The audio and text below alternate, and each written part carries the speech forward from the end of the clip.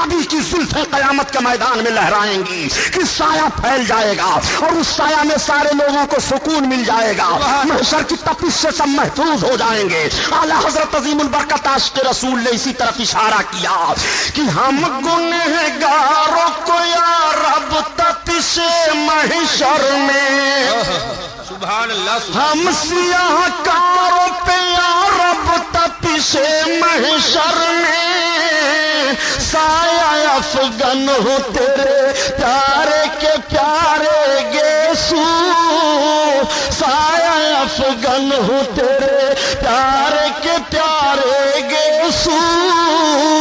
آقا کریم صلی اللہ علیہ وسلم رب کی بارگاہ میں عرض کریں کہ میرے مولا جلد حساب و کتاب لے لے، میزان قائم کر دیا گیا، اب سب لوگ لائے جا رہے ہیں، میزان ہو رہا ہے، میزان پر چڑھایا جا رہا ہے۔ اب آپ ذرا غور کرو میزان پر کیوں آپ کو چڑھایا جائے گا؟ آپ کی نیکیاں اور برائیاں میزان عمل پر تولی جائیں گی۔ آپ اس فکر میں ہو پیارے کہ ہم چاہیں جو کرتے چلے جائیں، رب تعالیٰ نہیں دیکھ رہا ہے۔ خدا کی قسم تمہارے دلوں کے راز کو رب جان رہا ہے، اور تمہارے ہی لیے تمہارے دونوں کندھے پر دو فرشتے متعین کیے گئے ہیں جو تمہاری نیکیاں اور برائیاں لکھ رہے ہیں۔ قیامت کے میدان میں تمہاری نیکیاں تولی جا رہی ہیں، اچھائی تولی جا رہی ہے، اور برائیوں کو وزن کیا جا رہا ہے۔ وہاں کا ترازو کا حال یہ ہوگا کہ نیکی کا پلہ اوپر جائے گا، برائی کا نیچے آئے گا۔ مجرموں کو چڑھایا جا رہا ہے، کچھ تو ایسے ٹھہریں گے جن کو نیکیاں ہی نیکیاں ہیں، مگر کچھ ایسے بھی سیاہ کار ہوں گے، کچھ ایسے بھی ہم جیسے ناکارہ ہوں گے۔ جب میزان عمل پر چڑھایا جائے گا تو صرف برائیاں ہی برائیاں ہیں، نیکیوں کا پتہ ہی نہیں۔ اب وہ گنہگار چیخ پڑے گا اور رونے لگے گا، نگاہیں اس کی جھک جائیں گی شرم و ندامت سے۔ یا رسول اللہ اب خبر لو، یا حبیب اللہ اب ہمیں جہنم سے بچاؤ، یا رسول اللہ ہمارا جرم ہمارے سامنے ہے، میرے آقا کون آپ کے سوا ہے جو مدد کرے گا؟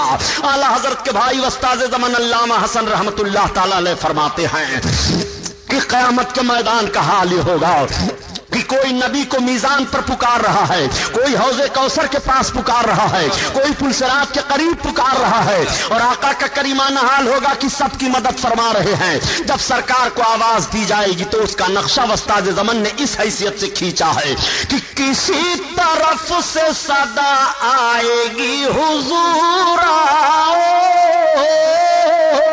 نہیں تو دم میں غریبوں کا فیصلہ ہوگا۔ امر آقا صلی اللہ علیہ وسلم جلوہ افروز ہوں گے، ارشاد فرمائیں گے اللہ کے فرشتوں کیا بات ہے یا رسول اللہ، یہ آپ کا امتی ہے، ابھی ابھی اس کا میزان کیا گیا مگر اس کے پاس اتنی نیکیاں نہیں ہیں کہ یہ جنت میں جا سکے۔ یا رسول اللہ اب اس کے لیے حکم ہونے والا ہے، جہنم کی طرف اس کو لے جایا جائے گا۔ میرے آقا ارشاد فرما رہے ہیں ٹھہرو، اب اس کا میزان پھر سے کیا جائے گا۔ میں عرض کرنا چاہتا ہوں کہ ربی کونین صلی اللہ تعالی علیہ وسلم ہی کو رب نے یہ اختیار دیا ہے کہ میزان کیا گیا، لیکن میرے آقا پھر سے میزان کروا رہے ہیں۔ ان فرشتوں کو بھی معلوم ہے کہ یہ محبوب کا حکم ہے، رب کے چہیتے کا حکم ہے، یہ حقیقت میں رب ہی کا حکم ہے، بخشش کا بہانہ ذرا ملاحظہ کرو۔ پھر سے میزان کیا جا رہا ہے، فرشتوں کے اندر یہ مجال نہیں ہے کہ محبوب سے یہ کہہ دیں یا رسول اللہ ابھی ابھی تو اس کا میزان کیا گیا، ابھی ابھی تو اس کی نیکیاں اور برائیاں تولی گئی ہیں پھر آپ کے وزن کروا رہے ہیں۔ نہیں، محبوب کا حکم ہو گیا ہے، انہیں معلوم ہے کہ بزم محشر کو رب تعالیٰ نے محبوب کی اظہار عظمت ہی کے لیے سجایا ہے، ورنہ رب کو تو معلوم ہے کہ رب کے کتنے بتنے بندے جنتی ہیں، کتنے دوزخی ہیں، وہ دوزخیوں کو دوزخ میں ڈال دے، جنتیوں کو جنت میں ڈال دے، لیکن نہیں، میزان پھر سے کیا جا رہا ہے۔ اور میرے آقا تشریف فرما ہے، نگاہ نبوت میزان پر لگی ہوئی ہے، اب دیکھ رہے ہیں فرشتے کہ وہی جس مجرم کا جرم تولا گیا تھا تو جرم ہی جرم تھا، اب وزن کیا جا رہا ہے تو نیکیاں ہی نیکیاں پائی جا رہی ہیں۔ فرشتے حیران ہو جاتے ہیں، یا رسول اللہ ابھی معاملہ کیا ہوا؟ آقا ارشاد فرماتے ہیں کہ یہ محبت سے مجھ پر درود پڑھا کرتا تھا، اس درود کو میں نے اس کے نام عمل میں ڈال دیا، اللہ نے اس درود کی برکت سے اس کے سارے برائیوں کو نیکیوں میں بدل دیا، تب تک ندا آئے گی رب کی جانب سے، اے میرے فرشتوں یہ میری رحمت کو گوارا نہیں ہے کہ میرا محبوب جس کو وزن کرا رہا ہو اس بندے کو بھی میں جہنم میں ڈالوں، یہ میری رحمت کو گوارا نہیں ہے، اس لیے میرا محبوب میزان پر قیام فرما ہے، محبوب کے قیام کی برکت سے اس کی سارے جرموں کو معاف کر دیا گیا، ان سارے جرموں کو نیکیوں میں بدل बदल दिया गया। अल्लाह अल्लाह। अब कोई पुकार रहा है, या रसूल अल्लाह हमारी खबर लीजिए। ए मेरे सरकार, आका करीम सल्लल्लाहु ताला अलैहि वसल्लम को एक दूसरा मुजरिम पुकारेगा। मुजरिम का नाम अमल उसके सामने रखा गया है, सारा दफ्तर सामने है। ये तेरे काले करतूत हैं जो तू ये समझ रहा था कि मेरे काम को कोई नहीं देख रहा है, ये सारे तेरे काले करतूत हैं, तेरी निगाहों के सामने हैं। रब ताला कुरान में बयान फरमाता है, वमन यअमल मिस्काला ज़र्रतिन खैरन यरा वमन यअमल मिस्काला ज़र्रतिन शर्रन यरा। तुम जर्रा बराबर नेकी करोगे वो भी कयामत में देख रहे हो, और जो तुम जर्रा बराबर गुनाह करोगे वो भी कयामत में देखोगे। ए मुसलमानों, तुम्हारे जर्रे जर्रे नेकियों का इल्म रब को है, कयामत में दिखाया जाएगा, और तुम्हारा सारा गुनाह तुम्हारे सामने खोल कर रख दिया जाएगा। जब गुनाह का दफ्तर खुलेगा तो बंदा नदामत से अपनी निगाहों को झुका करके रोना शुरू करेगा, या रसूल अल्लाह अब कौन है जो हमें रुसवाई से बचाए, या हबीब अल्लाह हमें कौन है जो कयामत के मैदान में जिल्लत से बचाए। ए मेरे आका, मुझसे बड़ा जुर्म हुआ, सरकार हमारी मदद करो। आका की बारगाह में फरियाद पेश करेगा। मेरे आका जलवा अफरोज हैं, क्या बात है फरिश्तो, या रसूल अल्लाह ये आपका उम्मती है, इतना बड़ा मुजरिम है, इसके सारे करतूत हैं, सरकार मुलाहजा फरमा लीजिए आप इसके नाम अमल को। आका इरशाद फरमाएंगे, फरिश्तों इसके नाम अमल को समेट दो। जैसे मेरे सरकार फरमाएंगे अमल नामा बंद कर देंगे फरिश्ते। आला हजरत अजीमुल बरकत इसी तरफ इशारा फरमाते हैं कि उस दी है खुदा ने दामन महबूब को। आप देख रहे हैं शफीकुल्लाह सोशल मीडिया की इस्लामी आवाज़। नए नए नाम मनहबत तकरीर को सुनने के लिए शफीकुल्लाह सोशल मीडिया को सब्सक्राइब करें, बेल आइकन को दबाना ना भूलें। आका छुपाते जाएंगे। ये किसकी अजमत है? उस नबी की सीरत सुन रहे हो जिसका वकार रब की बारगाह में यह है। जरा उनसे भी नबी की सीरत सुन लो जो किताबों में लिख गए कि नबी को दीवार के पीछे का इल्म नहीं है। माज़अल्लाह। ये नजद की हराम खोर औलादें हिंदुस्तान में नहूसत फैला रही हैं। न तुम सदमे हमें देते, न फरियाद हम करते, न खुलते राजे सरबस्ता, न रुसवाइयां होती। तुम नबी की वह सीरत पेश कर रहे हो कि मुसलमान सुने तो सोचने लगे कि हम उस नबी का कलमा पढ़ रहे हैं जिनको कोई इख्तियार नहीं है, जो हमारे कुछ काम नहीं आ सकते हैं। माज़अल्लाह, अपने नबी की अजमत देखो, ये कयामत का मैदान है। आका करीम सल्लल्लाहु ताला अलैहि वसल्लम का हुक्म होगा, अल्लाह के फरिश्तों फिर से इसका मीजान करो। फिर से मीजान किया जा रहा है। मेरे आका ने कोई टुकड़ा दस्ते नबूवत में लिया और हाथ डाल दिया मीजान में। उस टुकड़े का पढ़ना होगा कि नेकियां ही नेकियां हैं, बुराइयां खत्म हो गई। फरिश्ते अर्ज करेंगे, या रसूल अल्लाह ये मामला क्या है? आका फरमाते हैं, इसने मोहब्बत से मुझ पर दुरूद पढ़ा था। नूर के फरिश्ते ने नूर के कागज पर नूर के कलम से नोट कर लिया था, मेरी बारगाह में पेश कर दिया था। वो मैंने इस दिन के लिए इसके लिए महफूज रखा था, वही है। अब आप जरा गौर फरमाओ कि आका करीम सल्लल्लाहु ताला अलैहि वसल्लम किस किस अंदाज से तुम्हारे काम आ रहे हैं। अल्लाह के हबीब सल्लल्लाहु ताला अलैहि वसल्लम को इत्तला दी जाएगी, या रसूल अल्लाह अब आपकी उम्मत पुल सिरात से गुजर रही है। जब पुल सिरात से गुजरने का मामला होगा, मेरे सरकार की मोहब्बत देखो हम गुनहगारों से। मेरे आका तेज रफ्तार चल करके पुल सिरात के किनारे पहुंचेंगे और आका के आंखों से आंसू जारी है, रब की बारगाह में अर्ज कर रहे हैं, रब्बे सल्लिम रब्बे सल्लिम। मेरे परवरदिगार सलामती अता फरमा, मौला सलामती अता फरमा, मेरी उम्मत गुजर रही है। मौला सलामती अता फरमा, मेरी उम्मत गुजर रही है। आका करीम सल्लल्लाहु ताला अलैहि वसल्लम जब इस तरह से दुआ मांगते हैं तो आला हजरत अजीमुल बरकत इश्क के मैदान के धनी हैं। वो अर्ज करते हैं, या रसूल अल्लाह जब आप पुल सिरात के किनारे कयाम फरमा हो और हम गुलामों का गुजर हो, तो अब हम पुल सिरात से गुजरते हुए डरेंगे नहीं, बल्कि अब तो हम पुल सिरात से मचलते हुए गुजरेंगे। राजा पुल से अब वजद करते गुजरिए, सुभान अल्लाह, पुल से अब वजद करते गुजरिए कि हाय रब सल्लिम सदाए मोहम्मद, सदाए मोहम्मद सल्लल्लाहु ताला अलैहि वसल्लम। आका करीम सल्लल्लाहु अलैहि वसल्लम जलवा अफरोज हो गए और रब्बे सल्लिम रब की बारगाह में अर्ज कर रहे हैं। मेरे आका फरमाएंगे कि ऐसा करो, जिब्रील को इत्तला दो। हजरत जिब्रील को क्यों इत्तला दी जा रही है, जरा इसको भी जहन में रखिए। मेरे सरकार सल्लल्लाहु अलैहि वसल्लम मक्का की सरजमीन पर हैं और जब रब ताला ने अपने महबूब को अपने कुर्ब में बुलाया था अर्श आजम पर, जब मेरे सरकार तशरीफ ले गए थे, जिसको मेराज कहा जा रहा है, मेराज की रात है। आका करीम صلی اللہ علیہ وسلم حرم شریف کے سامنے حضرت ام ہانی کا مکان ہے، ان کے مکان میں میرے آقا جلوہ افروز ہیں، رات کا سناٹا ہے، حضرت جبریل علیہ السلام 70,000 فرشتوں کی جماعت لے کر کے حاضر ہوتے ہیں، اور حضرت ام ہانی کا دروازہ کھلا یا چھت پھٹی، حضرت فاطمہ رضی اللہ تعالی عنہا فرماتی ہیں کہ میں اس وقت دروازہ کے قریب موجود تھی، آقا کریم صلی اللہ علیہ وسلم آرام فرما رہے تھے، کسی نے آواز دی، میں دروازہ کھولنا نہیں چاہتی تھی مگر میرے ابو نے کہا بیٹی دروازہ کھول دو۔ جب میں نے دروازہ کھولی تو میں نے دیکھا کہ کتنے لوگ ہیں جو حاضر ہیں، آقا کریم صلی اللہ تعالی علیہ وسلم کے لیے ایک روایت معراج شریف کی یہ بھی ہے، اور دوسری روایت یہ ہے کہ حضرت جبریل علیہ الصلوۃ والتسلیم تشریف لائے، دروازے پر 70,000 فرشتے ٹھہرے ہیں نبی کا استقبال کرنے کے لیے۔ حضرت جبریل علیہ السلام حضرت ام ہانی کے مکان کی چھت کو پھاڑ دیتے ہیں، اور پھاڑنے کے بعد جب جلوہ افروز ہوئے تو دیکھا کہ محبوب آرام فرما رہے ہیں، میرے آقا آج سو رہے ہیں، ہر رات تو آقا عبادت کر رہے تھے مگر آج رات میرے سرکار سو رہے ہیں۔ حضرت جبریل نے نبی کو جگایا کیسے ذرا ملاحظہ فرمائیے، اور ان حرام خوروں سے پوچھئے، یہ بھی اس روایت کو پڑھتے پڑھاتے ہیں مگر سمجھ میں کچھ نہیں آتا کہ چھیڑیں داستاں کیسے، رلائیں تو بغاوت ہے، ہنسائیں تو بغاوت ہے۔ آقا کریم صلی اللہ علیہ وسلم کو جبریل امین کیسے جگاتے ہیں ذرا ملاحظہ فرمائیے۔ حدیث شریف کے الفاظ ہیں فقبل قدمہ، حضرت جبریل علیہ السلام آقا کے دونوں قدموں کا بوسہ لے رہے ہیں۔ کس انداز سے جبریل نے نبی کے قدموں کو چوما ہوگا جبریل جانے، اور جن کا قدم چوما جا رہا ہے وہ نبی جانے کس کیفیت سے جبریل علیہ السلام نبی کونین کے مقدس قدموں کا بوسہ لے رہے ہیں۔ میرے آقا آنکھیں کھول دیتے ہیں، اللہ کا فرشتہ حاضر ہے، یا رسول اللہ سلام آپ کو عرض کیا جا رہا ہے، اور رب نے آپ کو سلام پیش کیا ہے۔ میرے آقا آج رب کے قرب میں آپ چلیے، اللہ نے آپ کو بلایا ہے۔ حضرت جبریل علیہ السلام سارا ماحول عرض کرنے کے بعد عرض کرتے ہیں یا رسول اللہ ہم ایسے آپ کو نہیں لے چلیں گے، آپ کو دولہا بننا ہے۔ یا رسول اللہ آپ کے استقبال میں دروازے پر 70,000 فرشتے حاضر ہیں، دروازہ کھلا ہوا ہے۔ میرے آقا نے ملاحظہ کیا 70,000 فرشتوں نے سلام پیش کیا، زمزم شریف کا پانی لایا گیا، نبی کو غسل دیا جا رہا ہے، جوڑا لے کر کے حضرت جبریل علیہ السلام حاضر ہیں۔ اب جب میرے آقا کو غسل دیا جا رہا تھا تو ذرا وہ انداز ملاحظہ فرمائیے کہ سرکار کے غسل کا پانی معراج کی رات میں گرا تو ہوا کیا، تو اعلیٰ حضرت عظیم البرکت فرماتے ہیں کہ بچا جو ان کے تلووں کا دھومن بنا وہ جنات کا رنگ و روغن۔ سبحان اللہ سبحان میرے سرکار کو جب غسل دیا جا رہا تھا تو پانی کہاں سے پہلے ڈالا جاتا ہے؟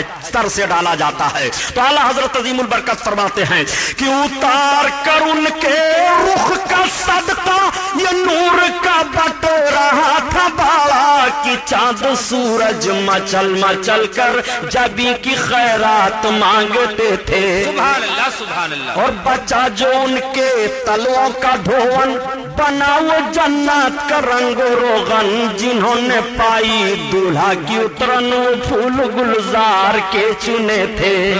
سبحان اللہ اللہ اکبر۔ آقا کریم صلی اللہ علیہ وسلم کو دولہا بنایا گیا، اور جب میرے سرکار دولہا بنے تو کعبہ وجد کر رہا تھا، آج محبوب رب کے قرب میں جا رہے ہیں۔ اللہ اکبر۔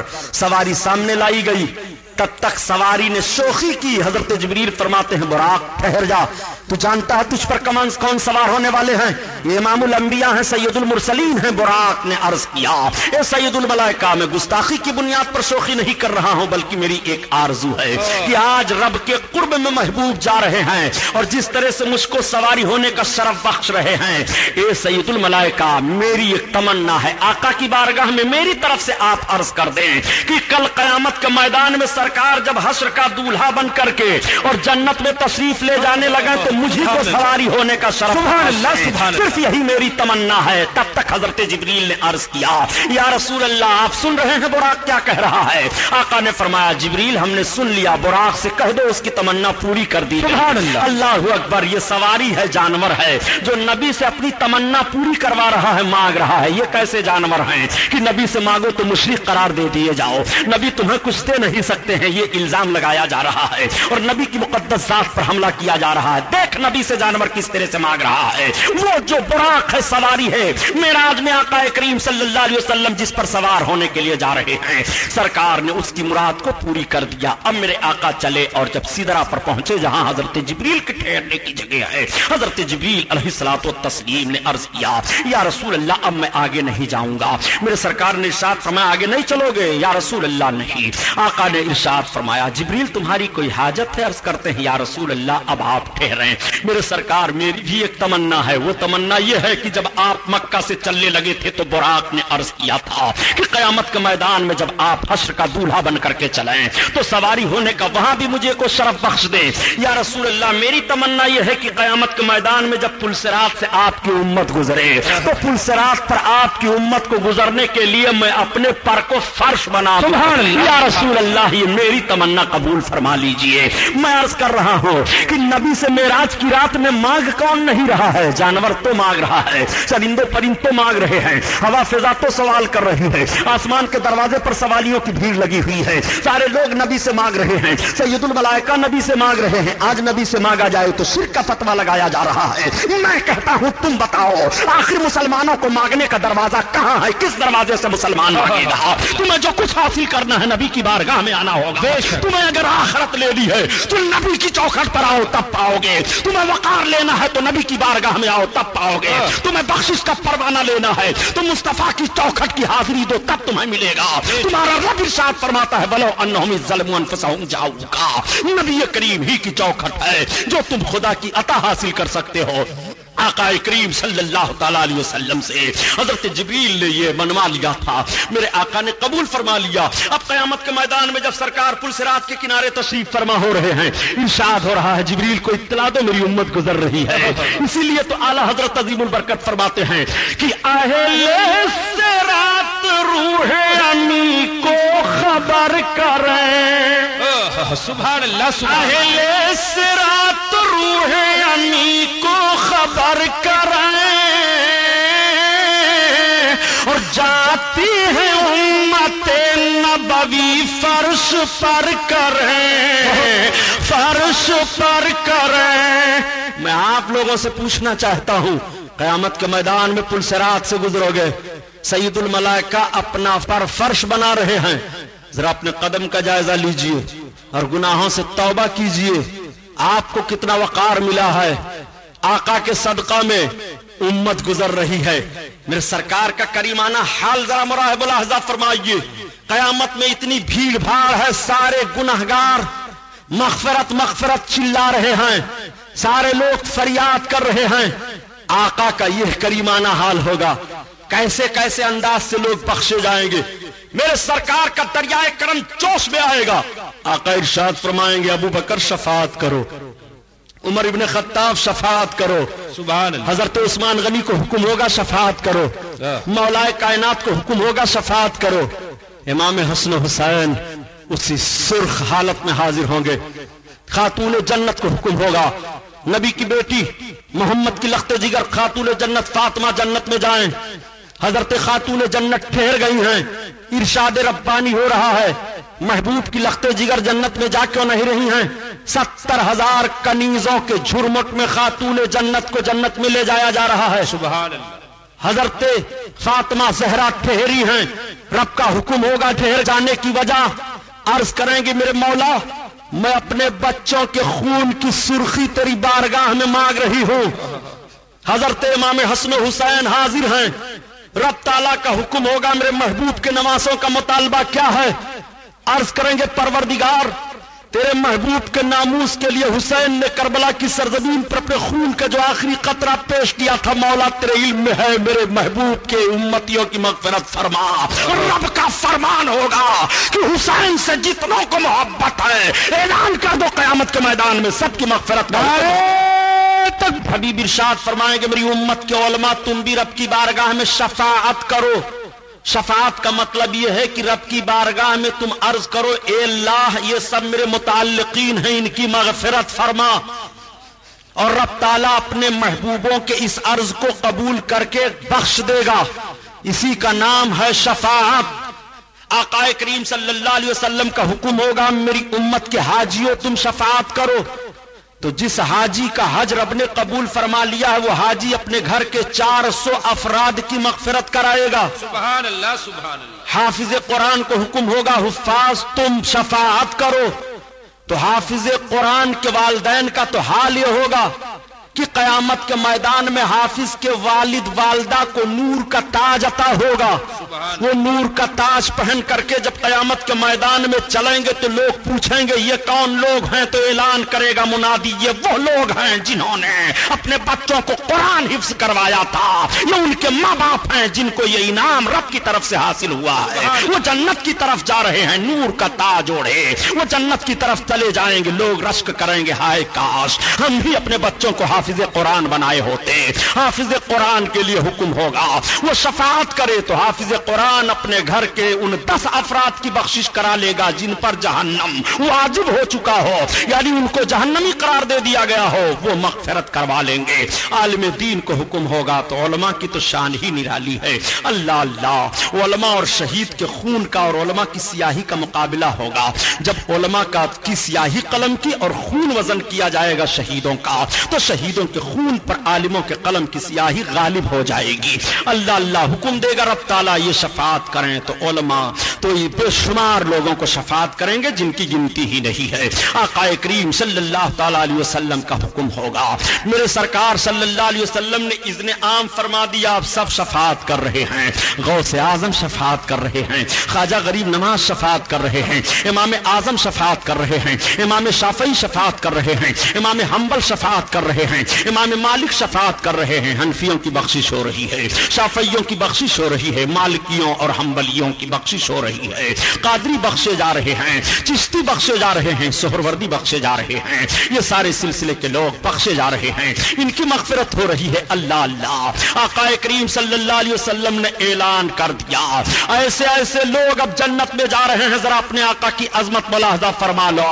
جنتیوں کی ایک ٹیم جنت میں جا رہی ہے اور ایک ٹیم کے لیے حکم ہو جائے گا کہ یہ جہنم میں جائیں، تو اس کے سامنے سے جنتی لوگ گزریں گے. تب تک جہنمی جنتی کا دامن تھام لے گا، روک دے گا، ٹھہر جاؤ. جنتی رک جائے گا. مجھے پہچانتے ہو؟ حدیث شریف کے الفاظ یہ ہیں، اما تعریف نہیں کیا تو مجھے جانتا ہے؟ وہ کہے گا ہاں میں پہچانتا ہوں. کہو کیا کہنا چاہتے ہو؟ وہ کہے گا انا الذی وهبت لک وضوا، میں نے آپ کو دنیا میں وضو کرنے کے لیے پانی دیا تھا. آج میں اتنا بدعمل ہوں کہ اپنی بدعمالیوں کی بنیاد پر رب تعالیٰ کے قہر و غضب کا سوال میرے اوپر ہو گیا. مجھے کون بچائے گا رب تعالیٰ کے قہر و غضب سے؟ ہم کو جہنم میں جانے کا حکم ہو گیا. ہم جہنمیوں کی فہرست میں کھڑے ہیں، تم جنتی ہو. میں نے تمہارے ساتھ دنیا میں یہ کام کیا تھا، اس کا بدلہ ہمیں دے دو. وہ ٹھہرا ہوا ہے، دوسرا جہنمی پکڑ لے گا جنتی کو. مولانا فاروق مولانا سوشل میڈیا کی اسلامی آواز، نئے نئے نعت حمد منقبت تقریر کو سننے کے لیے شفیق اللہ سوشل میڈیا کو سبسکرائب کریں، بیل آئیکن کو دبانا نہ بھولیں. قسم دولہا بننا بے مثال ہے. اعلیٰ حضرت عظیم البرکات معراج میں دولہا بننے کا نقشہ یوں کھینچتے ہیں کہ وہ سرور کشور رسالت جو عرش پہ جلوہ گر ہوئے تھے اور نئے نرالے طرب کے ساما عرب کے مہمان کے لیے تھے. اللہ اللہ، آقا کریم صلی اللہ تعالیٰ علیہ وسلم دولہا بنے. حضرت خدیجہ کے بھائی چچیرے ورقہ بن نوفل حضرت علی کے باپ ابو طالب سے کہتے ہیں کہ آپ خطبہ پڑھیے. اب حضرت علی کے باپ ابو طالب جب خطبہ پڑھنے کے لیے کھڑے ہوئے تو ساری تعریف آقا کی کرتے ہیں، اور جب خدیجہ کے بھائی چچیرے بھائی ورقہ بن نوفل کھڑے ہوئے تو وہ بھی ساری تعریف آقا کے کرتے ہیں. حضرت خدیجہ کا رشتے نکاح ہوا. آقا فرماتے ہیں کہ خدیجہ جب میرے نکاح میں آئیں تو اتنا سونا لے کر کے آئیں کہ سونے کا ڈھیر لگا دیا جاتا. ایک طرف آدمی ادھر بیٹھ جاتا اور ایک طرف ادھر بیٹھ جاتا تو دکھائی نہ دیتا. وہ سارا سونا اللہ کے حبیب نے اللہ کی راہ میں غریبوں، یتیموں اور بیواؤں پر خرچ فرما دیا. 40 برس کی عمر شریف ام المومنین حضرت خدیجہ کی ہے اور 25 برس کی عمر شریف سرکار کی ہے. میرے آقا نے جب ازدواجی زندگی پیش فرمائی ہے اور پیار و محبت کا پیغام نشر فرمایا ہے تو مکہ کی عورتوں نے اپنے شوہروں کو چیلنج کر دیا کہ تمہیں ایسی زندگی گزارنی چاہیے جس طرح سے محمد اپنی بیوی خدیجہ کے ساتھ زندگی گزار رہے ہیں، کس طرح سے پیار و محبت سے گزار رہے ہیں، کوئی شکایت نہیں ہو رہی ہے۔ آقا کریم صلی اللہ علیہ وسلم کی مقدس زندگی آگے بڑھتی چلی جا رہی ہے۔ حضرت خدیجہ سے بچے پیدا ہوئے، حضرت فاطمہ الزہرا حضرت خدیجہ ہی کی بچی ہیں۔ آقا کریم صلی اللہ تعالی علیہ وسلم کی عمر شریف اب 40 برس کی ہو گئی ہے۔ اس عرصہ میں میرے سرکار تجارت کر رہے ہیں، اس عرصہ میں میرے سرکار ایک ازدواجی زندگی پیش فرما رہے ہیں، ایسا خوشگوار ماحول دے رہے ہیں کہ مکہ کے نوجوان اور مکہ کے سارے لوگ دیکھ دیکھ کر کے اپنی زندگی کو اسی نقش قدم پر مرتب کرنا چاہ رہے ہیں۔ آقا کی عمر شریف جب 40 برس کی ہو گئی تو میرے سرکار کو عبادت کا ذوق بڑھا ہوا ہے۔ سرکار عبادت فرمانے کے لیے غار حرا میں پہاڑی میں تشریف لے جایا کرتے تھے، جس کو آج کل جبل نور کہا جا رہا ہے۔ سرکار اس پہاڑی پر چڑھ کر کے، اس پہاڑی میں ایک کھوہ ہے، اس کھوہ میں جلوہ افروز ہو کر کے اپنے رب کو یاد کیا کرتے تھے۔ میں جب حج کرنے کے لیے گیا تھا پیارے، میں نے اندازہ لگایا کہ غار حرا اتنی اونچائی پر ہے، اس وقت تو راہ بنا ہوا ہے، ہوٹل بنے ہوئے ہیں، کھانے پینے کی سہولتیں ہو گئی ہیں، مگر آج سے 1400 برس پہلے اس کا ماحول کیا رہا ہوگا، یہ پہاڑی کس طرح سے رہی ہوگی۔ میرے سرکار صلی اللہ تعالیٰ علیہ وسلم اتنی اونچائی پر کیا تشریف لے گئے عبادت فرمانے کے لیے؟ اور بھی مکہ میں تو پہاڑیاں ہیں، لیکن دیکھنے کے بعد صرف اندازہ یہ لگا، اور یہ بات صحیح ہے کہ میرے سرکار جہاں بیٹھ کر کے عبادت کر رہے تھے غار حرا میں، اگر وہاں سے دیکھا جائے تو کعبہ دکھائی دے رہا ہے، اس وقت بلڈنگیں بنی ہوئی ہیں۔ میرے سرکار جب اس وقت جلوہ افروز ہوتے رہے ہوں گے تو کعبہ کی چوکھٹ تک دکھائی دیتی رہی ہوگی۔ اللہ اللہ، اس لیے میرے سرکار اس پہاڑی کو منتخب فرماتے ہیں، کعبہ کو دیکھ رہے ہیں، عبادت فرما رہے ہیں۔ 40 برس کا عرصہ گزر گیا ہے، آپ عبادت کر رہے ہیں۔ آپ کی عبادت کا حال یہ تھا کہ کھانے پینے کا سامان آپ لے کر کے جایا کرتے تھے، اور کئی کئی رات دن ہی عبادت فرمایا کرتے تھے۔ 40 برس کا عرصہ گزر گیا، اللہ تعالیٰ کی طرف سے حضرت جبریل علیہ السلام کو حکم ہوا، جبریل میرے محبوب کی بارگاہ میں وہی لے کر کے جاؤ اور میرے محبوب کو حکم سناؤ کہ اپنی نبوت و رسالت کا اعلان کریں، میرے توحید کا اعلان کریں، وحدانیت کا اعلان کریں۔ آج کچھ لوگ کہہ دیا کرتے ہیں کہ 40 برس کے بعد محمد کو نبوت ملی ہے۔ میں عرض کرتا ہوں، جملہ سنبھالو، قلم سنبھالو، تاکہ ایمان کا جنازہ نہ نکل لے پائے۔ نبی کو 40 برس کے بعد نبوت نہیں ملتی ہے، بلکہ نبی کو 40 برس کے بعد اعلان نبوت کا حکم ملتا ہے۔ نبوت ملنے کی بات کر رہے ہو تو نبی کی نبوت کب سے ہے پتہ نہیں لگا سکتے ہو۔ نبی کونین سے صحابہ نے عرض کیا تھا، یا رسول اللہ آپ کب سے نبی ہوئے ہیں؟ تو آقا نے ارشاد فرمایا تھا، میں اس وقت سے نبی ہوں جب حضرت آدم علیہ السلام مٹی اور پانی کے درمیان نبوت پتہ لگا نہیں پاؤ گے۔ اعلان نبوت کا وقت تو ضرور معلوم ہے کہ نبی 40 برس کے بعد اعلان نبوت فرما رہے ہیں اور رب حکم دے رہا ہے۔ حضرت جبریل علیہ الصلوۃ والتسلیم پہلی وحی لے کر کے غار حرا میں آقا کریم صلی اللہ علیہ وسلم پر نازل ہو رہے ہیں، اور جب حضرت جبریل نازل ہوئے تو رب کے محبوب کی بارگاہ میں عرض کر رہے ہیں، اقرا پڑھو، اقرا پڑھو۔ ایک جملہ میں اور عرض کرتا چلو پیارے، اقرا کے لفظ سے پہلی وحی آقا پر نازل ہو رہی ہے۔ یہیں سے پتا چلا کہ امت محمدیہ کے افراد کو پڑھنا چاہیے۔ آج ہم لوگ تعلیم کے سے کس طرح دور دکھائی دے رہے ہیں، ہم تعلیم کی طرف زور نہیں دے رہے ہیں۔ نبی کونین پر جو وحی کا پہلا لفظ نازل ہو رہا ہے، اقرا محبوب پڑھو۔ آقا فرماتے ہیں، مانا بقاری میں پڑھنے والا نہیں ہو، مانا بقاری میں پڑھنے والا نہیں ہو۔ آقا کریم نے جب یہ فرمایا تو حضرت جبریل علیہ السلام نے دبوچا، اللہ کے حبیب صلی اللہ تعالیٰ علیہ وسلم سے پھر عرض کرتے ہیں، اقرا بسم ربک الذی، اپنے رب کے نام سے پڑھیے۔ جیسے رب کا نام لینا تھا سرکار نے پڑھنا شروع کیا۔ اب حضرت جبریل علیہ السلام گئے، اللہ کے حبیب صلی اللہ علیہ وسلم تشریف لائے اور اپنی بیوی حضرت خدیجہ سے فرماتے ہیں، زملونی زملونی، مجھے کمبل اڑاؤ، کمبل اڑاؤ، میرے جسم پر لرزہ طاری ہے، مجھے کچھ خشیت لگ رہی ہے، میں کچھ خوف سا محسوس کر رہا ہوں۔ اتنا سننا تھا کہ حضرت خدیجہ نے کمبل اڑا دیا اور عرض کیا، میرے سرتاج آپ گھبرائیں نہیں، آپ پر کوئی خوف نہیں ہوگا، آپ صلہ رحمی کرتے ہیں، آپ یتیموں کی دیکھ بھال کرتے ہیں، آپ بیواؤں کی خبر گیری کرتے ہیں۔ حضرت خدیجہ نے سرکار کو لیا اور اپنے چچیرے بھائی ورقہ بن نوفل کے پاس پھر گئی اور سارا ماحول بیان کر دیتی ہیں۔ حضرت ورقہ بن نوفل نے کہا، اے کاش میں اس وقت ہوتا جب آپ کی امت آپ کو نکال دے گی اپنے وطن سے، اور یہ جو کیفیت آپ بیان دے رہے ہیں یہ تو وہی نازل ہونے کی کیفیت ہے۔ آقا فرماتے ہیں، کیا میری قوم مجھ کو وطن سے نکال دے گی؟ ورقہ بن نوفل نے کہا، ہاں، ہر पैगंबर के साथ सख्ती की गई है। ये कह करके वो खामोश हो गए। आका करीम सल्लल्लाहु अलैहि वसल्लम तशरीफ लाए। अब कुछ रोज के लिए वही का सिलसिला बंद है। आका सल्लल्लाहु अलैहि वसल्लम पर फिर जब दोबारा वही नाजिल हुई तो रब ने इरशाद फरमाया, महबूब अब अपने अकारिब को, अजीजों को, रिश्तेदारों को मुझसे डराओ, अपनी नबूवत और रिसालत का ऐलान करो, मेरी वहदानियत का ऐलान करो। अल्लाह के हबीब सल्लल्लाहु तआला अलैहि वसल्लम ने सारी कौम की दावत ली और दावत लेने के बाद सरकार ने दावत खिला दिया और खिलाने के बाद आका इरशाद फरमाते हैं, मेरी कौम सुनो, मैंने किस लिए तुम्हें बुलाया है। आज मैं तुम्हें बताना चाहता हूँ, क़ुलू ला इलाहा इल्लल्लाह तुफ्लिहू, तुम ला इलाहा इल्लल्लाह पढ़ लो फलाह पा जाओगे। मैं अल्लाह का रसूल हूँ। इस ऐलान का फरमाना था कि सारी कौम के लोग चले जा रहे हैं और कह रहे हैं ये बात समझ में नहीं आ रही है कि मोहम्मद क्या कह रहे हैं, हम इस बात को समझ नहीं पा रहे हैं। मेरे सरकार ने फिर दोबारा दावत ली और दावत लेने के बाद पूरी कौम को दावत पेश की और दावत पेश करने के बाद इरशाद फरमाया, ये कौम क्या तुम्हें मालूम है मैंने किस लिए बुलाया है। कौम ने कहा किस लिए बुलाए हो। आपने फरमाया, क़ुलू ला इलाहा इल्लल्लाह तुफ्लिहू इन्नी रसूलुल्लाह, तुम सबके सब कलमे तैयबा पढ़ लो, मैं अल्लाह का रसूल हूँ, फलाह पा जाओगे। ये ऐलान करना था कि कौम फिर भाग रही है। अल्लाह के हबीब सल्लल्लाहु तआला अलैहि वसल्लम ऐलान कर रहे हैं मगर कौम नहीं सुन रही है। मेरे सरकार ऐलान फरमा रहे हैं मगर कौम तवज्जो नहीं दे रही है।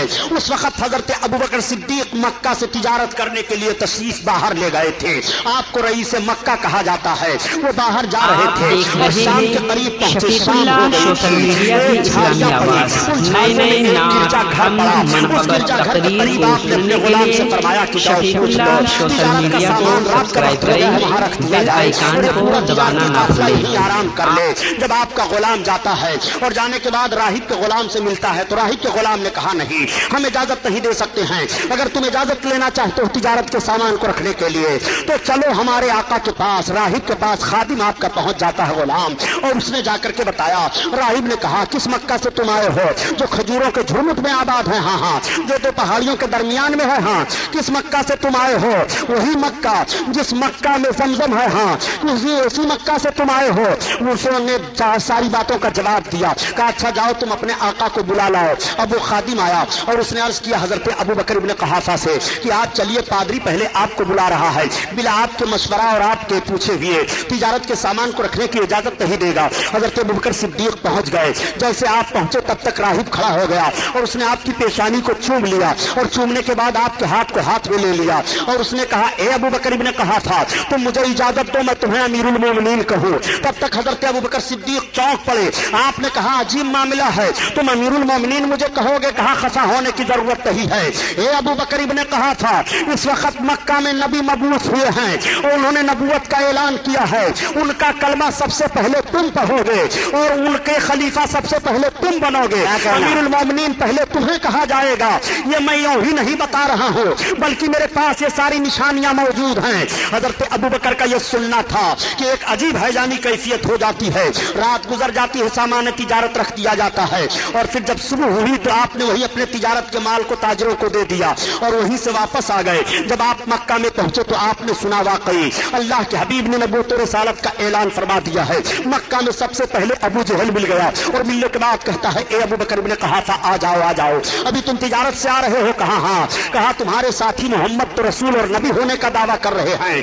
हजरत अबू बकर ने फरमाया, अभी मैं कुछ जवाब नहीं दे सकता हूँ, अभी रास्ते के गर्दो गुबार में आता हुआ हूँ, अभी मैं फुर्सत पा जाऊँ, सुकून हो जाए फिर जायजा लेता हूँ। आप अपने घर गए, सारा सामान रखा और रखने के बाद घर वालों से पूछा, बताओ तुम्हें मोहम्मद का पता है कहीं? घर वालों ने कहा, हम उनका पता तो नहीं जानते हैं, अलबत्ता उन्होंने अपनी नबूवत और रिसालत का ऐलान कर दिया है जिससे मक्का में एक इनकलाब बर्पा हो गया है। आपने पूछा किसी ने उनको नबी माना कि नहीं माना? घर वालों ने कहा अभी हमें यह पता नहीं है कि उनको किसी ने नबी रसूल तस्लीम किया कि नहीं किया।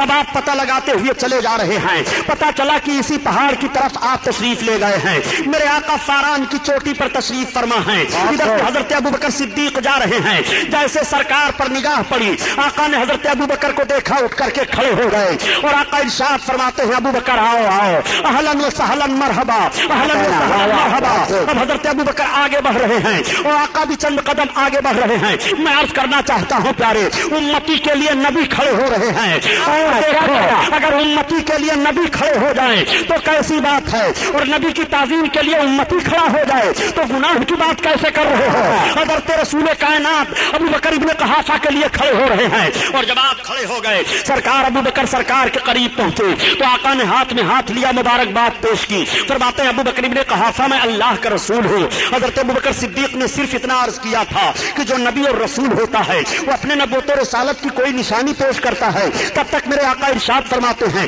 اے ابو بکر ابن قحافہ، کیا راہب نے جو گرجا گھر میں تمہیں میرے لیے بشارت دی ہو کافی نہیں ہے میرے رسالت سبحان اللہ تھا؟ میرے آقا سے حضرت ابو بکر نے عرض کیا ہے میرے آقا اب رہنے دیجئے، مجھے کلمہ پڑھائیے، اسلام میں داخل فرما لیجیے۔ صدیق عظیم شخصیت ہے جو پہلی بار کلمہ پڑھ کر کے پہلے انسان مذہب اسلام میں داخل ہو رہے ہیں۔ سبحان اللہ کرتا چلوں یہ مسلمانوں، واقعہ سنانا مقصد نہیں ہے، بات صرف سمجھا دینا چاہتا ہوں کہ سب سے پہلے حضرت ابو بکر صدیق کے دل میں کلمہ پڑھنے کی تحریک کیسے پیدا ہوئی، علم غیب مصطفیٰ کو جان کر کے ان کے دل میں تحریک پیدا ہوئی کلمہ پڑھنے کی۔ سب سے پہلا انسان جو نبی کے علم غیب کو تسلیم کر کے کلمہ پڑھ رہا ہے، آج کچھ ایسے لوگ ہو گئے ہیں جو خدا کی عطا سے بھی نبی کے علم غیب کا انکار کر رہے ہیں۔ میں عرض کرنا چاہتا ہوں اسلام میں تمہارا داخلہ کیسے رہے گا؟ آؤ دیکھو، حضرت ابو بکر صدیق نے سرکار کا کلمہ پڑھا اور کلمہ پڑھ کر کے اسلام میں داخلہ لے لیا۔ مردوں میں سب سے پہلے حضرت ابو بکر صدیق نے کلمہ پڑھا، بچوں میں سب سے پہلے حضرت علی نے کلمہ پڑھا، عورتوں میں سب سے پہلے حضرت خدیجہ نے کلمہ پڑھا، غلاموں میں سب سے پہلے حضرت زید بن حارثہ نے کلمہ پڑھا۔ یہ وہ لوگ ہیں جو سب سے پہلے کلمہ پڑھ کر کے اسلام میں داخلہ لے رہے ہیں۔ اب اسلام پھیلنا شروع ہو جاتا ہے۔ حضرت ابو بکر صدیق رضی اللہ تعالیٰ عنہ اپنے طور پر اسلام کی تبلیغ فرما رہے ہیں اور میرے آقا صلی اللہ علیہ وسلم تبلیغ فرما رہے ہیں۔ سرکار کے خلاف دشمنی ہو رہی ہے، گھر گھر میں اختلاف اٹھ جاتا ہے، باپ بیٹے میں جدائی ہو جاتی ہے، بیوی شوہر میں اختلاف ہو جاتا ہے، مگر میرے سرکار اپنی تحریک کو آگے بڑھاتے چلے جا رہے ہیں۔ مکہ والے بہت تنگ کر رہے ہیں، اتنا تنگ کر رہے ہیں کہ راستہ چلنا دشوار ہو جاتا ہے۔ بازاروں میں ابو لہب ابو جہل یہ شقی القلب مردود لوگ گھوما کرتے تھے اور لوگوں سے کہا کرتے تھے اے لوگوں محمد کی بات نہ سنو، اگر ان کی بات سنو گے تو اپنے دین سے ہٹ جاؤ گے، یہ اعلان کیا کرتے تھے۔ مگر میرے سرکار بھی رسالت کا پیغام پہنچایا کرتے تھے۔ ایک روز میرے سرکار آبادی سے باہر تشریف لے گئے ہیں، آقائے کریم باہر تبلیغ فرما کر کے آ رہے ہیں، شام ہو رہی ہے کہ راستے میں ایک بوڑھی عورت آ رہی تھی، اس کا بوجھ باز وزنی تھا، وہ کبھی اپنے بوجھ کو لے کر کے چلتی کبھی رکھ دیتی، پھر کبھی لے کر کے چلتی کبھی رکھ دیتی۔ تب تک میرے سرکار قریب پہنچ گئے، آپ نے پوچھا بوڑھی خاتون کہاں جاؤ گے؟ اس نے اپنے منزل کی نشاندہی کر دی، آقا نے اس کے بوجھ کو سنبھال لیا۔ اب سرکار چل رہے ہیں اور وہ بوڑھی عورت چل رہی ہے، میرے آقا آہستہ آہستہ چل رہے ہیں تاکہ بوڑھی عورت کو تکلیف نہ ہونے پائے۔ اس خاتون نے پوچھا اے عرب کے شریف مرد، یہ تو بتاؤ کہ کس قبیلے سے تعلق رکھتے ہو؟ آقا نے فرمایا میرا تعلق قبیلے قریش سے ہے۔ وہ پوچھتی ہے قبیلے قریش میں ایسے ایسے لوگ ہیں، بڑے اچھے ہو، یہ پوچھتے ہوئے وہ چلی جا رہی ہے۔ اس نے کہا اب ٹھہر جائیے۔ جب میرے سرکار ٹھہرے تو کہا رکھ دیجیے، یہی میرا غریب خانہ ہے۔ آقا نے اس کے بوجھ کو رکھا، میرے سرکار چلنے لگے تو اس نے کہا آپ مزدوری لے لیجیے۔ آقا نے فرمایا مجھے مزدوری کی ضرورت نہیں ہے، میں آ رہا تھا تمہاری ضرورت تھی، میں نے تمہاری ضرورت کو حل کر دیا۔ اس نے کہا آپ بڑے اچھے شریف مرد ہو، عرب میں ایسے شریف کم پائے جا رہے ہیں جو دوسروں کی مدد اس طرح سے کر دیا کرتے ہوں اور اجرت نہ لیتے ہوں۔ آپ نے یہ تو بتایا کہ میرا تعلق قبیلے قریش سے ہے، قبیلے قریش میں ایسے شریف لوگ پائے جا رہے ہیں۔ میں نے سنا ہے کہ قبیلے قریش میں محمد ابن عبداللہ پیدا ہوئے ہیں جو نبوت و رسالت کا دعویٰ کر رہے ہیں۔ اے عرب کے شرائع شریف مرد کیا تم ان کو جانتے ہو؟ آقا نے مسکراتے ہوئے فرمایا اے بوڑھی عورت بتاؤ کیا تم انہیں پہچان رہی ہو؟ اس عورت نے کہا میں ان کو پہچان کر کیا کروں گی، میں نے سنا ہے کہ ان کی بولی جو سن لیتا ہے وہ اپنا مذہب چھوڑ دیتا ہے، ان کا دین قبول کر لیا کرتا ہے۔ میں صرف اس لیے تم سے پوچھ رہی ہوں کہ تم بڑے شریف ہو اور نرم دل ہو، ان کے قریب نہ جانا، وہ بھی قبیلے قریش سے تعلق رکھتے ہیں۔ تب تک آقا نے ارشاد فرمایا اے خاتون جس مرد کے تعلق سے تم نے سنا ہے محمد ابن عبداللہ میں ہی ہوں، محمد ابن عبداللہ تم ہی ہو، تو سب سے پہلے مجھے کلمہ پڑھاؤ، اسلام میں داخل کرو۔ اللہ کے حبیب نے کلمہ پڑھایا اور اسلام میں داخل فرما لیا۔ میں عرض کرتا ہوں اے مسلمانوں، یورپ کے محققین نے جب مذہب اسلام کی تبلیغ کا یہ طریقہ دیکھا تو آج بھی کہنے پر مجبور ہیں کہ مذہب اسلام کو جس طرح سے پیغمبر اسلام نے پھیلایا ہے، اگر اخوت و محبت اور رحمدلی کا وہ پیغام پیش کر کے مذہب اسلام کی نشر و اشاعت کی جائے تو آج بھی دنیا کے گوشہ گوشہ میں صرف اور صرف مذہب اسلام ہوگا۔ یہ میرے سرکار اسلام کی تبلیغ فرما رہے ہیں، اسلام بڑھتا چلا جا رہا ہے، اسلام پھیلتا چلا جا رہا ہے، اسلام کی مخالفت کرنے والے بھی بڑھتے اور پھیلتے چلے جا رہے ہیں۔ جب مخالفین حد سے زیادہ ہو گئے اور مار پیٹ دہاڑ شروع ہو گئی، حضرت بلال حبشی 8ویں نمبر پر ہیں جن کو بہت ستایا جا رہا ہے، خرید کر آزاد کیا گیا۔ حضرت امیر حمزہ اسی موقع پر اسلام لائے جب ابو جہل نے سرکار کو پتھر پھینک کر کے مار دیا تھا اور آقا کے سر اقدس میں پتھر مس ہو گیا تھا، خون نکلا تھا، حمزہ باہر گئے ہوئے تھے، آتے ہیں اور بیوی نے بتا دیا کہ قبیلے قریش کے نوجوانوں کو کیا ہو گیا ہے کہ محمد جیسے شریف اور امین و صادق کو ایسے لوگ پتھر پھینک دیں، ان کو ناموس کی کبھی خیال نہیں آ رہا ہے۔ اتنا سننا تھا کہ سرکار کے چچا حضرت حمزہ آگے بڑھے تھے، ابو جہل کو مارا اور اس کے سر کو پھوڑ دیا تھا، ہاتھ توڑ دیا تھا، بڑا ہنگامہ ہوا تھا۔ اور اس کے بعد حرم شریف میں گئے، میرے آقا نماز پڑھ رہے تھے، حرم شریف میں جانے کے بعد کہتے ہیں اے میرے بھتیجے خوش ہو جاؤ، میں نے اس مردود سے تمہاری چوٹ کا بدلہ لے لیا ہے۔ آقا فرماتے ہیں چچا جان اس وقت تک میں نہ خوش ہوں گا جب تک آپ کا کفر نہ ٹوٹ جائے۔ آپ نے عرض کیا اے بیٹا مجھے آپ کی خوشی منظور ہے، اگر کلمہ پڑھنے میں خوش ہو رہے ہو تو لو مجھے کلمہ پڑھاؤ، میں کلمہ پڑھ رہا ہوں۔ اسلام میں داخل ہو گئے، اسلام بڑھتا جا رہا ہے۔ 40ویں نمبر پر حضرت عمر فاروق اعظم ہیں، اسلام قبول کر رہے ہیں۔ اس طرح سے اسلام کے فروغ کا سلسلہ آگے پھیلتا چلا جا رہا ہے۔ جب سارے مکہ کے کافر تب پریشان و عاجز ہو گئے تو یہ سب کے سب حضرت علی کے باپ ابو طالب کے پاس گئے اور جا کر کے کہنے لگے اے قریش کے سردار سن لو، آپ کے بھتیجے کی بہت ساری تحریکیں آگے بڑھتی چلی جا رہی ہیں اور وہ ہمارے بتوں کو برا بھلا کہتے چلے جا رہے ہیں، اپنے دین میں لوگوں کو داخل کرتے چلے جا رہے ہیں، آپ ان کو روکیے۔ اگر وہ ہم سے عرب کے کسی حسین و جمیل لڑکی سے شادی کرنے کے لیے مانگ کریں تو ہم تیار ہیں، اگر وہ ہماری سرداری چاہتے ہیں تو ہم سرداری دینے کے لیے تیار ہیں، وہ ہمارے معبودوں کو برا بھلا نہ کہیں، ہمارے معبودوں کی برائی نہ کریں۔ حضرت علی کے باپ ابو طالب نے کہا بیٹا سن رہے ہو یہ لوگ کیا کہہ رہے ہیں؟ تو آقا ارشاد فرماتے ہوئے چچا جان اگر یہ لوگ میرے داہنے ہاتھ میں سورج لا کر رکھ دیں اور بائیں ہاتھ میں چاند لا کر کے رکھ دیں، جب بھی میں اپنی تحریک سے باز نہیں آؤں گا، یہ میں تحریک اپنی طرف سے نہیں چلا رہا ہوں، یہ رب کا حکم ہے جو میں تحریک چلا رہا ہوں اور میں اس سے باز نہیں آؤں گا۔ حضرت علی کے باپ ابو طالب کہتے ہیں بیٹا ٹھیک ہے تم اپنی تبلیغ کرتے رہو، لیکن اللہ کی مشیت دیکھو کہ حضرت علی کے باپ ابو طالب کو کلمہ نصیب نہ ہوا، وہ کلمہ پڑھ کر کے دنیا سے نہیں گئے۔ بہرحال ہم حضرت علی کے باپ ابو طالب پر کوئی بحث نہیں کرنا چاہتے ہیں۔ آقا کریم صلی اللہ علیہ وسلم کو ان سے بڑی محبت تھی اور پوری زندگی تک وہ سرکار سے محبت کرتے رہے۔ ایک موڑ ایسا بھی آیا تھا کہ شاب ابی طالب میں سب کے سب محصور ہو گئے تھے، یعنی عرب کے مکہ کے کفار نے کہا اے سردار قریش ابو طالب اگر بائیکاٹ آپ اپنے بھتیجے کا نہیں کر رہے ہیں تو ہم سب کے سب آپ کا بھی بائیکاٹ اور آپ کے سارے برادریوں اور سارے خاندان کا بائیکاٹ کر دیں گے، ہم لین دین نہیں رکھیں گے، تجارت نہیں رکھیں گے۔ چنانچہ شاب ابی طالب میں 3 سال تک محصور رہے اور 3 سال کے بعد پھر باہر آئے، اس میں حضرت علی کے باپ ابو طالب بھی ساتھوں ساتھ رہے۔ واقعہ سنانا مقصد نہیں ہے، سیرت النبی کا یہ گوشہ اس لیے پیش کرتا جا رہا ہوں کہ آقا صلی اللہ علیہ وسلم کو اسلام کی تبلیغ میں کتنی دشواریوں کا سامنا کرنا پڑا تھا اور کتنی پریشانیوں کا سامنا کرنا پڑا تھا۔ میرے آقا صلی اللہ تعالی علیہ وسلم اسلام کی تبلیغ فرماتے چلے جا رہے ہیں، اب صحابہ کی ایک عظیم الشان جماعت ہو گئی ہے اور دشمنی بھی حد سے زیادہ ہو گئی ہے۔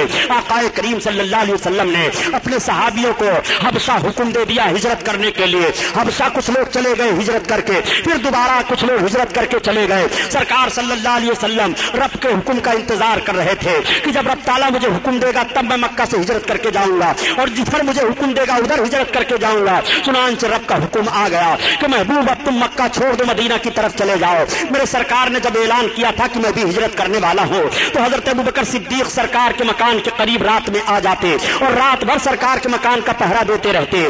آقا نے پوچھا ابوبکر ایسا کیوں کر رہے ہو؟ تو عرض کرتے ہیں یا رسول اللہ میں اس لیے رات بھر جاگتا رہتا ہوں، پہرا دیتا رہتا ہوں کہ کب آپ کو حکم آ جائے ہجرت کا تو میں بھی آپ ہی کے ساتھ ہجرت کرنے کے لیے چلوں گا یا رسول اللہ۔ اس لیے ساتھ میں ہونے کے لیے یہ غلامانہ انداز میں آپ کے سامنے پیش کر رہا ہوں۔ آقا کریم صلی اللہ تعالی علیہ وسلم کی ہجرت کی تاریخ آ رہی ہے، میں عرض کرتا ہوں اے لوگوں میرے سرکار نے ہجرت فرمائی ہے، مکہ کو چھوڑا ہے، مگر جاتے جاتے مکہ میں بھی اور جب مدینہ طیبہ میں تشریف لے گئے تو مدینہ طیبہ میں بھی دستور حیات کو میرے آقا نے مرتب فرما دیا تھا۔ یہ مکہ کی سرزمین ہے، سرکار نے ملاحظہ فرمایا کہ لڑکیاں اب بھی ستائی جا رہی ہیں، عورتیں اب بھی ماری جا رہی ہیں، تو سرکار نے ارشاد فرمایا تھا خبردار کوئی اپنی بچی کو اب نہ مارے، جو بچی کو اس کی پرورش کرتا ہے وہ بچی اس کے لیے جہنم سے بچانے کے لیے آڑ بن جاتی ہے۔ ایک موقع پر میرے سرکار نے ارشاد فرمایا سترم من النار حجابم من النار، بچی اپنے ماں باپ کو جہنم سے بچانے کے لیے آڑ ہے، جس کے گھر کوئی بچی پیدا ہوتی ہے وہ ماں باپ کو جہنم سے بچانے کے لیے آڑ بن جاتی ہے۔ تو ایک صحابی نے عرض کیا تھا یا رسول اللہ جس کے کئی بچیاں ہوں، آقا نے ارشاد فرمایا اپنے بچیوں کی پرورش کرے، شادی کر دے، جنتی ہے۔ تو ایک صحابی نے عرض کیا یا رسول اللہ جس کے 2 بچیاں ہوں، आका ने फरमाया दोनों की परवरिश करे, शादी कर दो, जन्नती है। सरकार से अर्ज करते हैं या रसूल अल्लाह जिसके एक बच्ची हो, आका फरमाते हैं एक की परवरिश करे, शादी कर दे, जन्नती है। आका करीम सल्लल्लाहु ताला अलैहि वसल्लम ने इन बच्चियों के लिए रहमो करम का पैगाम नशर फरमाया, तो वही बच्चियां माओ की गोद में मुस्कुरा रही हैं और माओ की गोद में खेल रही हैं। मैं अर्ज करना चाहता हूँ प्यारे, जब आपकी गोद में परवरिश पाने वाली बच्ची आपके मग़फ़िरत का वसीला बन सकती है, तो नबी कायनात को नहीं बख्शवा सकते हैं अपने उम्मतियों को, रसूल को नहीं बख्शवा सकते हैं। आका करीम सल्लल्लाहु अलैहि वसल्लम ने बच्चियों को कितना वक़ार अता फरमाया है। आज जब कुछ लोग कह दिया करते हैं कि मज़हब इस्लाम ने तो औरतों को पर्दा की चहार दीवारी में मुक़य्यद कर दिया है और औरतों को मजबूर महज़ बना दिया है, मैं अर्ज करता हूँ मज़हब इस्लाम ने सही नजरिया पेश किया है। औरत पर्दा की चहार दीवारी ही में रहने वाली शय है। औरत औरत है, वो छुप करके रखी जाए, छुपा करके रखी जाए। औरतों को पार्कों में घूमने के लिए नहीं पैदा किया गया है, दोष बदोश चलने के लिए नहीं पैदा किया गया है। औरतों को ऑफिसों में बैठ करके तुम्हारे निगाहों की अय्याशी के लिए नहीं बनाया गया है। औरतों को घर की रानी बना दिया गया है। औरत घर के लिए एक अजीम शान दौलत है। औरत अपने बच्चों के तरबियत के लिए है और औरत अपने शहर अपने मकान के जीनत के लिए है। औरत औरत बन करके रहे। मज़हब इस्लाम ने जो नजरिया पेश किया है सही पेश किया है। दुनिया के जितने भी मज़ाहिब हैं सारे नजरियात को औरतों के ताल्लुक से इकट्ठा कर लो और मज़हब इस्लाम के नजरिया को इकट्ठा करके देखो तो मज़हब इस्लाम ने जो वक़ार औरत को दिया है किसी धर्म और किसी मज़हब में वक़ार औरत को नहीं मिला है। ज्यादा से ज्यादा किसी धर्म वाले ने यह कह दिया कि औरत लक्ष्मी है, इसकी पूजा करनी चाहिए, औरत देवी है, इसकी इबादत करनी चाहिए, औरत फलाह है, इसका लिहाज करना चाहिए, औरत अय्याशी का जरिया है, इसकी परवरिश करनी चाहिए, औरत को इस तरह से बनाकर रखना चाहिए। मगर मज़हब इस्लाम से पूछो मज़हब इस्लाम तो कानून कौन सा दे रहा है? तो मज़हब इस्लाम का कानून बोल रहा है कि बानिया इस्लाम का फरमान यह है कि औरत की 3 हैसियत है। जब ये बच्ची है तो अपने माँ बाप के लिए बख्शिश का जरिया है, और जब ये औरत बनी तो शौहर के लिए बख्शिश का जरिया है, और जब ये माँ बनी तो औलाद के लिए बख्शिश का जरिया है। इसका मर्तबा दर्जा बदलता जाता है और इसका वक़ार भी बढ़ता चला जा रहा है। मैं अर्ज करना चाहता हूँ प्यारे, वही बच्ची है जब बच्ची की हालत में है तो माँ बाप के लिए बख्शिश का जरिया है, और जब माँ की हालत में बनी तो औलाद के लिए बख्शिश का जरिया है, और जब वो औरत बनी तो शौहर के लिए बख्शिश का जरिया है। नबी कौनैन इरशाद फरमा रहे हैं कि जब शौहर बीवी मुस्कुरा कर मिलते हैं तो अल्लाह ताला उनकी बख्शिश फरमा देता है। कहता हूँ प्यारे, ये वक़ार किसने दिया है, ये अजमत किसने दी है, ये बहार किसने दिया है, ये बुलंदी किसने दी है, ये तुम्हें शौकत किसने दी है, ये दस्तूर हयात किसने दिया है, ये रसूल साबता किसने दिया है? कहना पड़ेगा मोहम्मदुर रसूलुल्लाह सल्लल्लाहु ताला अलैहि वसल्लम। मेरे आका सल्लल्लाहु अलैहि वसल्लम इरशाद फरमाते हैं कि तुम्हारे माओ के कदम के नीचे जन्नत है। यहीं पर मैं अर्ज कर रहा हूँ प्यारे, जब माओ के कदम के नीचे जन्नत है, माँ के कदम का आलम यह है जिसके सदके में माएँ बनी हैं, जिसके सदके में सारी कायनात से हुआ है, रसूल पाक के कदम पाक का आलम क्या होगा? इस पार का यह आलम है, इस पार का आलम क्या होगा? या अय्युहन्नास इन्नी रसूलुल्लाहि अलैकुम जमीआ, ए महबूब तुम फरमा दो कि मैं तुम सब की तरफ अल्लाह का रसूल बन करके आया हूँ। मेरे आका सारी कायनात के लिए रसूल हैं और आका की मुक़द्दस जिंदगी सारी कायनात के इंसानों के लिए नमूने अमल है। और मैंने यहाँ तक बयान किया कि आका सल्लल्लाहु ताला अलैहि वसल्लम मक्का शरीफ से हिजरत की तैयारी फरमा रहे हैं और रब के हुक्म का इंतजार हो रहा है। इंशाअल्लाह फिर आना हुआ इस इलाके में, तो यहीं से उन्वान को याद दिला दीजिएगा।